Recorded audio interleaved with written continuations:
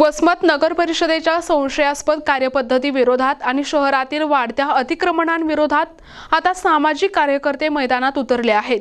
People's education society संचलित विवेक वर्धिनी शाळेच्या परिसरातील अतिक्रमणासह विविध प्रलंबित मागण्यांसाठी सामाजिक कार्यकर्ते आनंद खरे यांनी उपविभागीय अधिकारी कार्यालयासमोर आमरण उपोषण सुरू केले आहे। या उपोषणाद्वारे प्रामुख्याने विवेक वर्धिनी शाळा आणि माध्यमिक विद्यालयाच्या चारही बाजूने झालेले अतिक्रमण हटवण्याची मागणी करण्यात आली आहे। यात कोंडेकर, कुरेशी, भारत डिजिटल सर्व्हिस आणि इतर व्यावसायिक प्रतिष्ठानांच्या अतिक्रमणांचा समावेश आहे।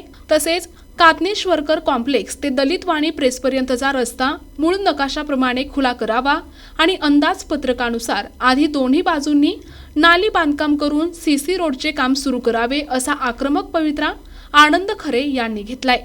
अतिक्रमित जागा जाहीर लिलावाद्वारे भाडेतत्वावर देण्यात यावी अशी ही मागणी त्यांनी केली असून प्रशासन यावर काय निर्णय घेणार याकडे वसमतकरांचे लक्ष लागले आहे। मागण्या अशा आहेत की वसमत नगर परिषद ज्या लोकांनी अतिक्रमण केलं आहे त्या लोकांना पाठीशी घालण्याचं काम केलं आहे आणि ते केलेलं अतिक्रमण काढावं आणि त्या ठिकाणची जी जागा आहे ती जाहीर लिलावाद्वारे भाडेतत्वावर देण्यात यावी, त्यामुळे जेणेकरून नगरपालिकेच्या उत्पन्नामध्ये भर पडेल।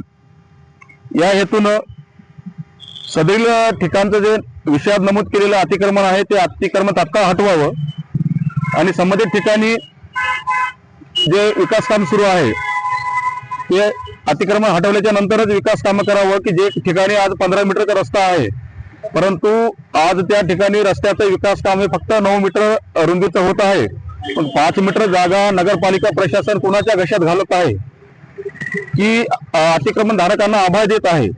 त्यामुळे त्यांच्या कार्यपद्धती विरोधामध्ये मी कालपासून उपविभागीय अधिकारी कार्यालयासमोर आमरण उपोषणात बसलो आहोत। माझी प्रमुख मागणी अतिक्रमणाची आहे, नगरपालिकेने तात्काळ अतिक्रमण। प्रतिनिधी नंदू परदेशी, NTV न्यूज मराठी, वसमत, हिंगोली।